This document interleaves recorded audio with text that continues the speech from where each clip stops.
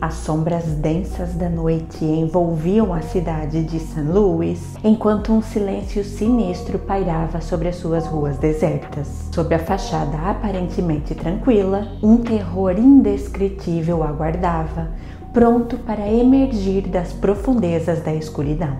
Em 1990, deu-se início a uma saga sombria que assombraria a cidade durante décadas. Entre as vielas obscuras e os becos esquecidos, um predador sinistro que tinha como alvo mulheres frágeis deixou um rastro de desespero por onde passou. E quando a verdade finalmente emergiu, esta revelou um mal que se escondia nas sombras mais profundas da alma humana. Felizmente, o verdadeiro responsável por causar esta onda de terror foi identificado e capturado, o que aconteceu com o auxílio da genética forense.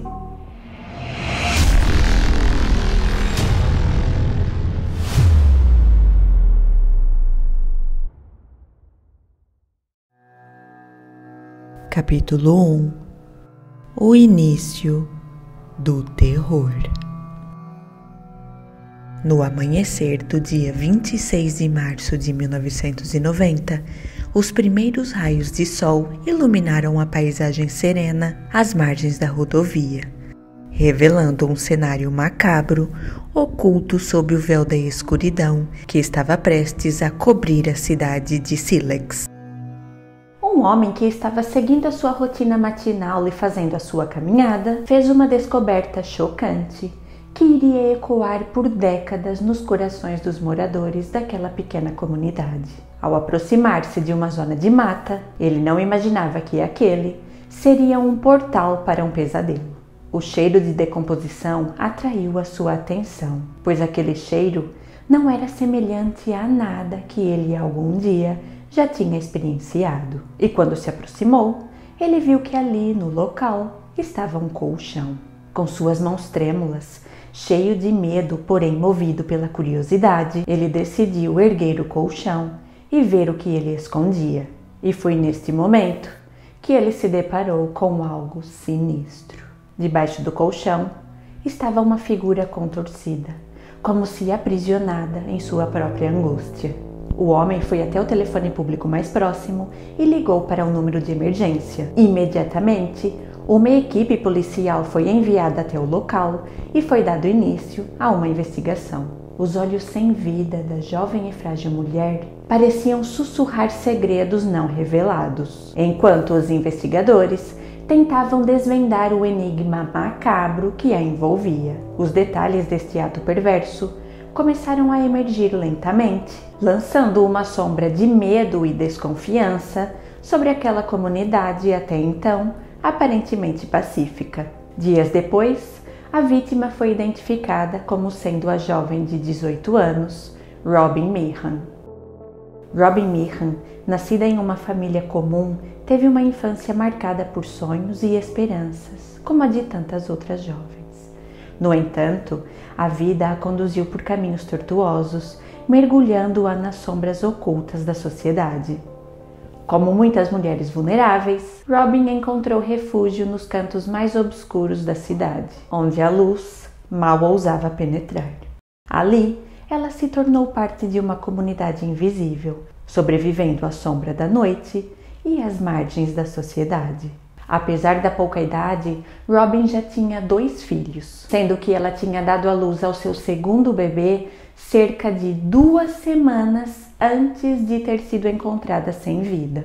Os olhos de Robin carregavam o peso de muitas vidas vividas, muitos segredos guardados e muitas dores suportadas em silêncio. Para muitos, ela era apenas uma alma perdida, vagando pelas ruas escuras, tentando ganhar alguns trocados. Mas para aqueles que a conheciam verdadeiramente, Robin era muito mais que isso. Uma filha amorosa, uma mãe dedicada e uma amiga leal, Robin era uma alma que apenas estava tentando encontrar o seu lugar no mundo. Mas agora, sua história estava entrelaçada com os horrores da tragédia, ecoando como um lembrete sombrio da fragilidade da vida humana e da crueldade que reside nas sombras mais profundas de alguns seres humanos. E assim, a cidade de St. Louis se viu mergulhada em um mistério mais profundo do que qualquer um podia imaginar. Enquanto as memórias dolorosas de Robin ainda ecoavam nos becos sombrios, uma nova tragédia viria a assolar os corações, já cheios de tanto pesar. Capítulo 2. 2 corpos. Enquanto a comunidade ainda se recuperava do choque da descoberta de Robin, um novo capítulo sombrio se desdobrou nas páginas da história macabra que assolava as ruas daquela comunidade. Quando pouco tempo depois, uma segunda mulher desapareceu.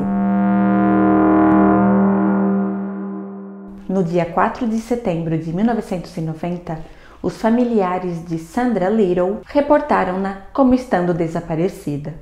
Sandra Little, de 21 anos, era uma jovem cuja vida havia sido marcada por desafios e adversidades. Frente a frente com os desafios da vida, Sandra enveredou pelos lados escuros da sociedade, assim como Robin, trabalhando na noite. Apesar de Sandra ter sumariamente cortado relações com seus familiares, ela frequentemente dava notícias ou era vista por eles. Entretanto, quando ela de repente deixou de contactá-los e não foi mais vista, os seus familiares decidiram ir até a delegacia e reportar o seu desaparecimento. Em uma tarde sombria, no dia 4 de outubro de 1990, os investigadores fizeram uma descoberta arrepiante. Nos subúrbios da cidade de St. Louis, uma cena digna de um pesadelo esperava por eles, à medida que se aproximavam do local onde mais uma alma inocente havia encontrado o seu fim trágico. Escondido em um local remoto, uma zona de mata afastada dos olhares da sociedade, o corpo de uma mulher tinha sido encontrado. Quando os exames forenses foram concluídos e os resultados revelados, uma reviravolta chocante deixou os investigadores em estado de perplexidade. Todos estavam crentes de que aquele corpo era o de Sandra Little. Entretanto, os analistas forenses tinham em suas mãos radiografias que Sandra tinha feito ainda em vida, e eles utilizaram essas imagens para fazer uma comparação entre os registros específicos de Sandra e os obtidos do corpo da mulher encontrada. A identificação através das imagens de raio-x é uma técnica que se baseia na análise detalhada das estruturas ósseas e dentárias de um indivíduo. Quando um corpo é submetido a um exame de raio-x, os feixes de radiação penetram nos tecidos moles, revelando as estruturas ósseas subjacentes de forma clara e detalhada. Isso permite que os especialistas examinem características específicas dos ossos, como fraturas, padrões de crescimento e desenvolvimento e até mesmo marcas distintivas, como implantes ou defeitos congênitos. Através da análise de imagens de raio-x, é possível identificar características únicas que ajudam a determinar a identidade de uma vítima. E através deste tipo de análise, apesar das semelhanças iniciais, ficou claro que o corpo encontrado não era o de Sandra Little. A identidade da mulher permanecia envolta em mistério, sua história trágica aguardando para ser desvendada pelos detetives determinados. Enquanto isso, a busca por Sandra Little continuava, sua ausência deixando um vazio doloroso no coração dos seus entes queridos, até que, meses depois, as sombras do mal voltaram a cobrir aquela pequena comunidade. No fim de fevereiro de 1991, uma caixa de madeira foi vista nas margens da rodovia interestadual de número 70, próxima a uma cidade chamada Wentzville, localizada a cerca de 55 quilômetros da cidade de St. Louis. A abertura daquela caixa mergulhou os policiais em um pesadelo que parecia não ter mais fim. Lá dentro estava o corpo de uma mulher sem vida. Uma análise pós-mortem indicou que ela estava sem vida há pelo menos 5 meses e, devido ao seu estado, não foi possível fazer uma identificação visual. Mais semanas se passaram até que a sua identificação foi feita através de radiografias. E através desse tipo de análise, a vítima foi identificada como sendo Sandra Little. Enquanto a comunidade local se via envolta em luto, os detalhes que envolviam a morte de Sandra Little permaneciam desconhecidos. E além disso, a identidade da vítima encontrada no dia 4 de outubro permanecia desconhecida. Até que, em março do ano seguinte, 1991, através de um trabalho investigativo, a sua identidade foi finalmente descoberta. Brenda Pruitt, uma mulher de 27 anos, era uma alma inquieta que enfrentava os desafios da vida com coragem e determinação. Envolvida em um estilo de vida que a levava pelos becos escuros da cidade, Brenda encontrava sua subsistência nas sombras, onde a luz raramente penetrava. Para seus entes queridos, ela era uma presença fugaz, uma figura misteriosa que transitava entre o lado visível da sociedade e o lado obscuro. Embora distante de sua família, Brenda ainda mantinha laços frágeis com aqueles que a amavam, enviando notícias esporádicas que serviam como fios frágeis de conexão em meio à escuridão de sua vida. No entanto, em maio de 1990, os sinais de vida de Brenda se extinguiram abruptamente. Seu paradeiro se tornou uma incógnita, uma ausência inesperada que pesava no coração de seus familiares. Com o passar dos dias, o silêncio de sua ausência ecoava nas ruas da cidade, até que os dias se transformaram em semanas, as semanas em meses, e ainda assim não havia nenhuma notícia sobre ela. Até que a inquietação e a preocupação dos seus entes queridos os impeliram a agir. Em um ato de desespero e esperança, eles se dirigiram à delegacia local e relataram o desaparecimento de Brenda Pruitt, lançando uma rede de busca e investigação na esperança de encontrar alguma pista de seu paradeiro desconhecido.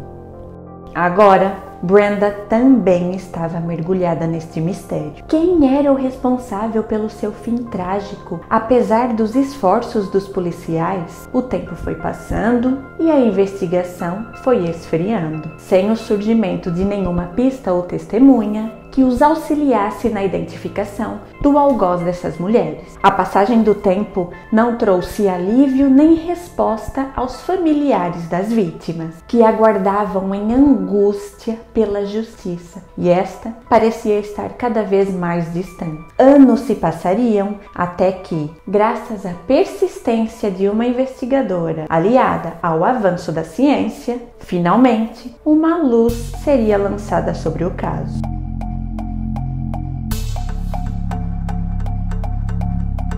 Capítulo 3. A genética forense entra em cena. Meses transformaram-se em anos e a memória das vítimas permanecia na mente daqueles que as amavam.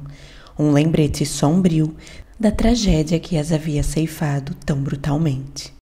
Até que, em 2008, o caso foi reaberto, sendo liderado por uma equipe de investigadores dedicados que se recusavam a deixar os casos esquecidos nos arquivos policiais.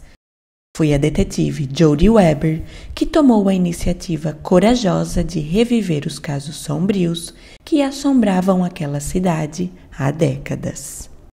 18 anos após os crimes terem sido cometidos, a detetive Jodie decidiu reexaminar os casos, reconhecendo a importância de trazer justiça para os familiares e resolver os mistérios que haviam atormentado aquela comunidade durante tantos anos. Com determinação incansável, ela começou a reunir todas as pistas disponíveis, desde os relatórios policiais originais até as evidências físicas que haviam sido coletadas nos locais de crime. Ao longo de 14 anos de investigação meticulosa, a detetive Jody montou um quebra-cabeça complexo de informações, conectando pontos aparentemente desconexos e descobrindo pistas anteriormente perdidas nas profundezas dos arquivos policiais.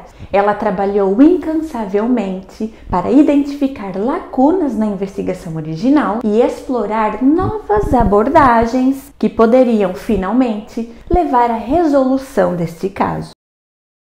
Com o apoio de uma equipe dedicada de investigadores e o acesso a tecnologias forenses avançadas, a detetive Jody começou a traçar um caminho claro em direção à verdade escondidas nos mistérios desta investigação. Cada detalhe era meticulosamente examinado, cada pista perseguida com determinação implacável, até que finalmente as respostas tão esperadas começaram a surgir.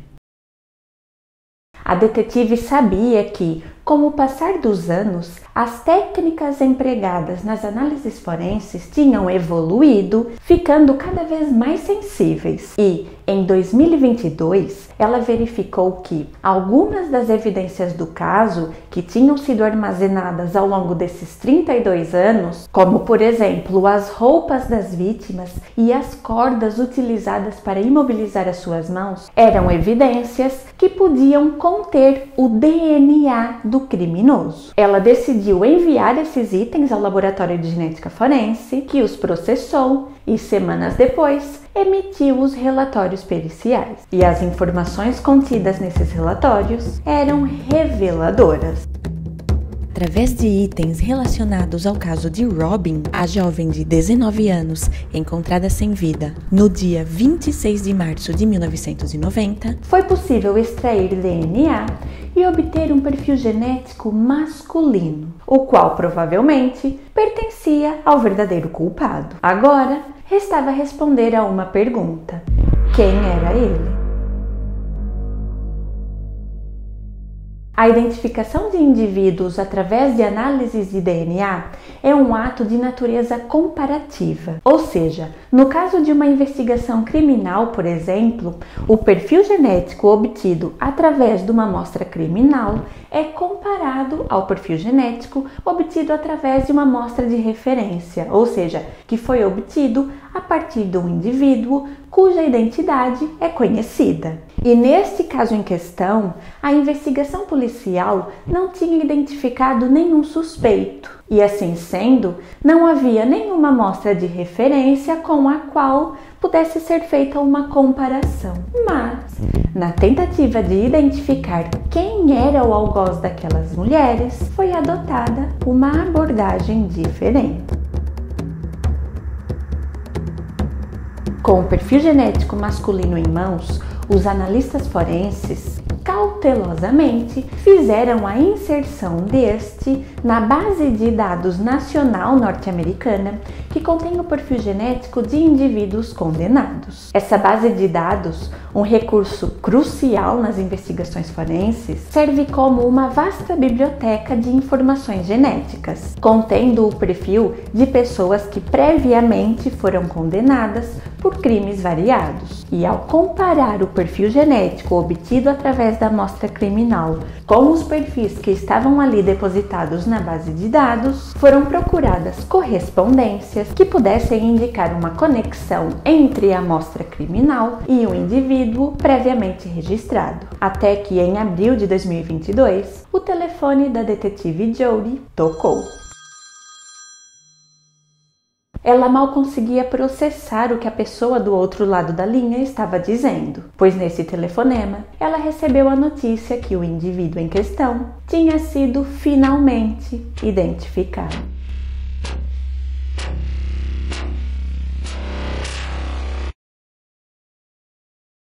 Kenneth Atchison, um homem de 57 anos, era conhecido por sua natureza trabalhadora e a sua paixão pela construção. Com uma reputação sólida na comunidade como um habilidoso trabalhador da construção civil, Kenneth estava sempre em busca de novas oportunidades e desafios.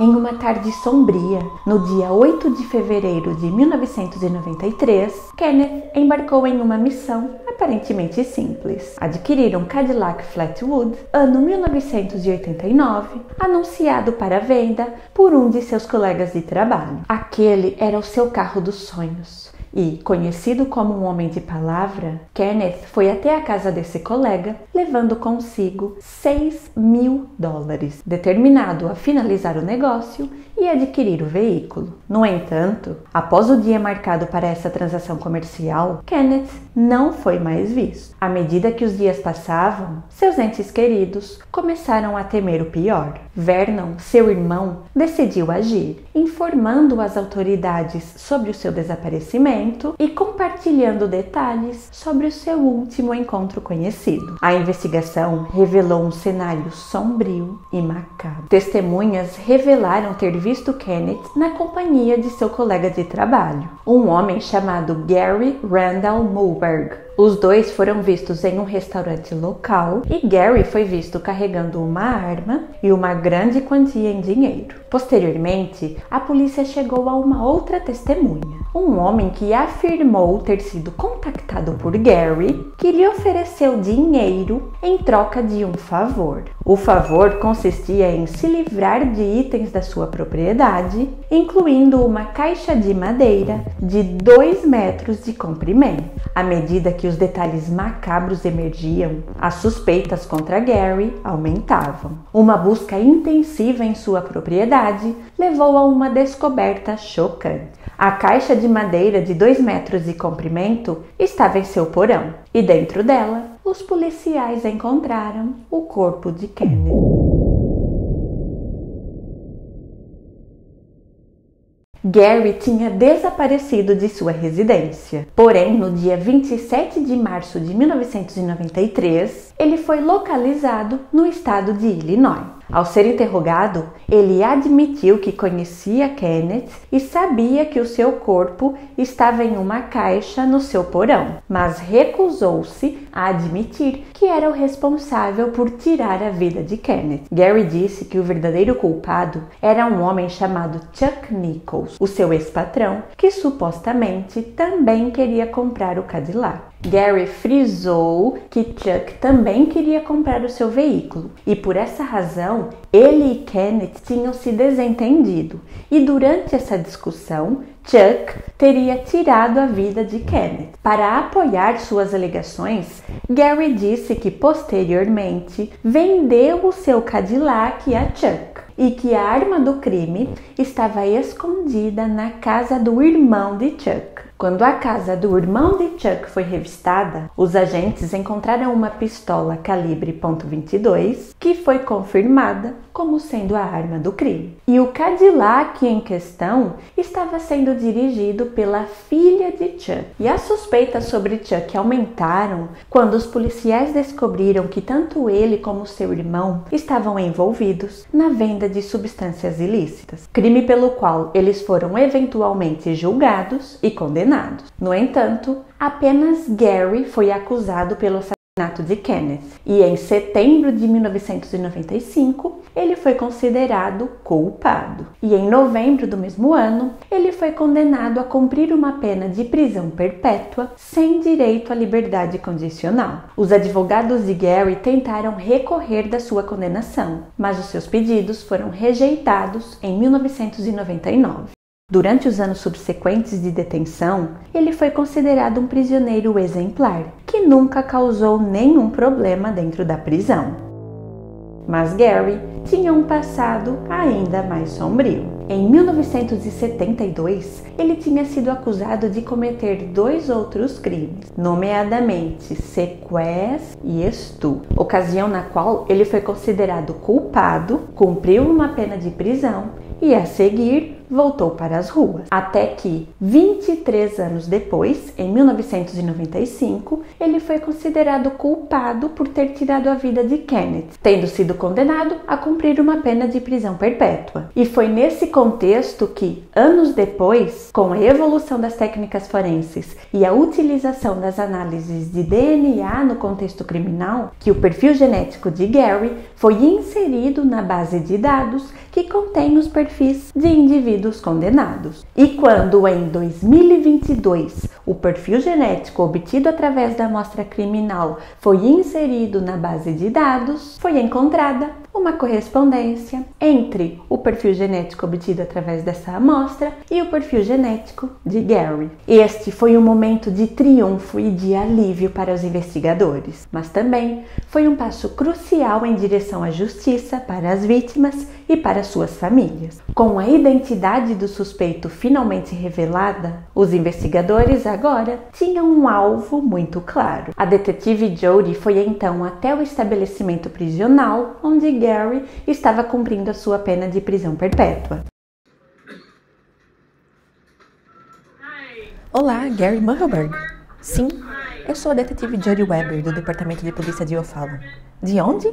Departamento de Polícia de O'Fallon. Eu esperei muito tempo para finalmente falar com você. Sério? É. Sente-se, eu sou Mike Haverwood, do Condado de St. Charles. Como você está hoje? Oh, eu estou bem. Eu acabei de acordar. Eu acho que você não recebe muitas visitas. Não. Então, direto ao ponto, isso é sobre o quê? Bem, nós estamos investigando alguns casos do início dos anos 90. Você foi acusado em 93 e condenado em 95, certo? Sim. Você viveu no condado de St. Louis? Sim, eu sou de lá. Você deve ver televisão e sabe que a tecnologia está mudando o mundo. E atualmente, o DNA é algo muito importante nas investigações. E o uso do DNA vem aumentando progressivamente. Sim. Pois, no início dos anos 90, nós tivemos muitos detetives bons trabalhando nestes casos e eles nunca conseguiram resolvê-los. Mas aqui estamos nós, em 2022, e nós tivemos uma correspondência de DNA. Robin, não sei quem é. Você não se lembra da Robin? Você contratou o serviço de alguma prosti naquela época? Eu não me lembro. Eu me divorciei naquela altura. Acho que foi no início dos anos 90. Quer dizer, eu posso ter contratado.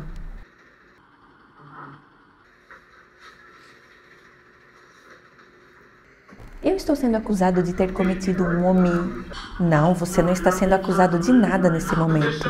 Este é o relatório do laboratório. Robin foi assassinado. Ok? E o seu DNA foi encontrado em 2 evidências desse caso. Nós acreditamos que estes casos estão relacionados. Eu não sei se você sabe o que é o DNA. Sim, sei. E com o avanço das técnicas... Olha, agora você pode encontrar o meu DNA aqui. É uma análise muito sofisticada. E há alguma razão para o seu DNA ter sido encontrado em 2 evidências deste caso em particular? Bem, se ela era uma prosti que eu contratei, então... E você não se lembra dos nomes delas? Não. Bem, então você admite que você contratava essas prosti. E se o seu DNA estava em itens específicos, isso mostra que você está envolvido, porque esses itens estavam no corpo dela quando ela foi encontrada. Então, eu acho que você entende onde eu quero chegar. Bem, você já foi condenado à prisão perpétua, então eu não vejo como isso pode ficar pior. Bem, existe a pena capital. Ah, mas isso sempre demora de 15 a 20 anos. Bem, eu não vou admitir algo que eu não me lembro. Eu não fiz isso. É possível que você tenha feito e não se lembre? Olha, essa conversa acaba aqui. Gary, um dos filhos da Robin, me procurou. Ele tinha 2 anos na altura. Agora ele está com 34. Ele veio falar comigo e chorou muito, muito mesmo. Bem, eu também choro quando eu penso nos meus familiares que partiram. Eu pensei que você talvez pudesse me ajudar com isso. Não, eu sinto muito. Se nós obtivermos mais informações, nós podemos voltar e falar com você? Sim, eu vou estar aqui se vocês quiserem conversar. Eu não posso te impedir de vir aqui. Certo. Oh, eu me lembrei de uma coisa. Oh, sim. Bem, nós temos um mandado. E quando o laboratório encontra uma correspondência de DNA, nós temos que fazer uma confirmação. Então, nós vamos recolher um swab bucal seu e enviar ao laboratório. Portanto, nós temos esse mandado que nos permite fazer isso. Isso não é um problema, pois não? Quer dizer, você já fez isso aqui. Vocês já têm o meu DNA. Sim, mas o laboratório exige uma confirmação. Não, eu não vou dar um swab. Sim, mas isso funciona de outra forma. Apesar do seu DNA estar no CODES, e foi assim que nós chegamos até você, agora o laboratório exige uma confirmação. Eu não vou dar um swab, sangue, nem nada disso. Não, nós já não recolhemos sangue, é só mesmo um swab bucal. Eu não vou dar nada disso. Bem, mas o juiz mandou, então você realmente não tem escolha. Nós não queremos usar a força, mas nós podemos. Força? Sim. O juiz assinou um mandado, então nós somos obrigados a fazer isso. Nós não queremos criar problemas. Bem, eu acho que eu quero falar com um advogado. Tudo bem, mas isso não muda nada no mandado. Bem, isso é o que você diz. Não, isso é o que o juiz diz. Eu não ouvi nada do juiz. Está aqui. Eu vou te dar uma cópia.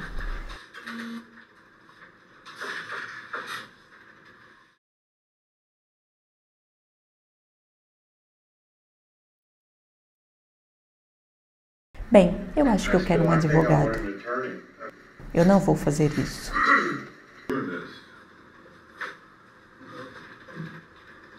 Nós não queremos causar problemas para você. Eu não queria que as coisas seguissem esse rumo, sabe? Eu queria resolver isso em uma conversa tranquila. Oh, isso é tipo... Como é que se diz? Tudo encenado?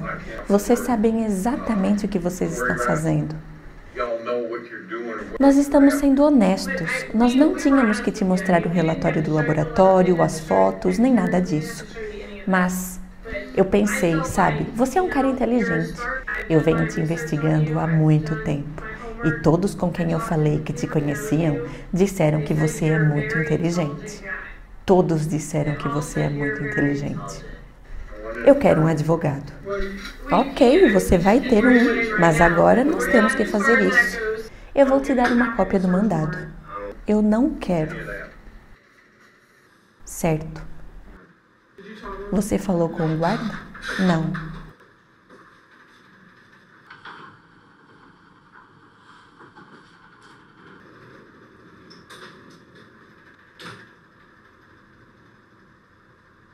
Você pode pegar o meu DNA desse pedaço de papel. Eu toquei nele.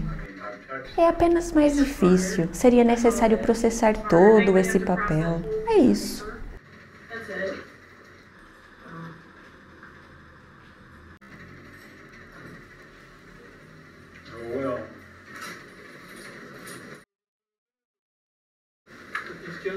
Ah, eu faço o que você quiser, porque você é um agente penitenciário. Ok, ela vai recolher os swabs.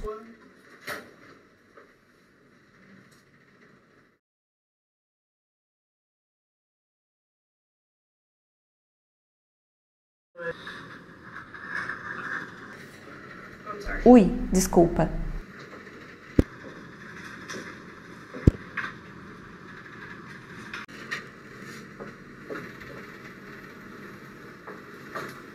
Está feito.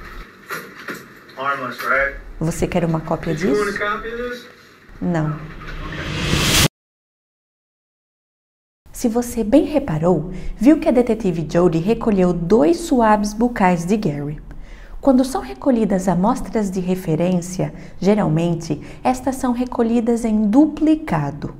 Dentro do laboratório, essas amostras são processadas por 2 pessoas diferentes e, no final, os perfis genéticos obtidos devem ser concordantes. Dessa forma, garante-se que aquele perfil genético, de fato, pertence ao indivíduo em questão e que não foi feita nenhuma troca, nem houve contaminações.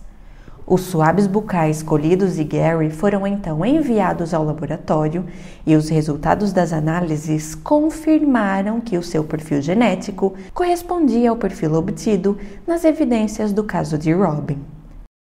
Com essa confirmação em mãos, os detetives voltaram à penitenciária para falar outra vez com Gary. Eu consegui o que você queria. Eu tenho aqui 3 cartas de 3 procuradores. Eles não vão pedir a pena capital. Gary leu as 3 cartas cuidadosamente. A seguir, a detetive Jody disse-lhe que a confirmação de DNA estava feita.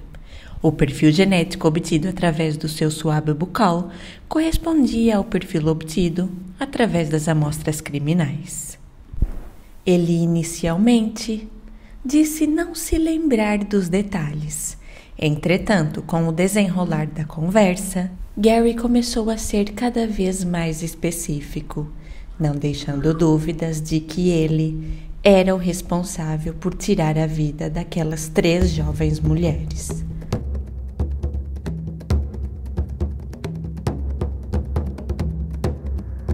Face a face com essa evidência, Gary confessou à detetive que ele era o responsável por tirar a vida de Robin Meehan, Sandra Little e Brenda Pruitt.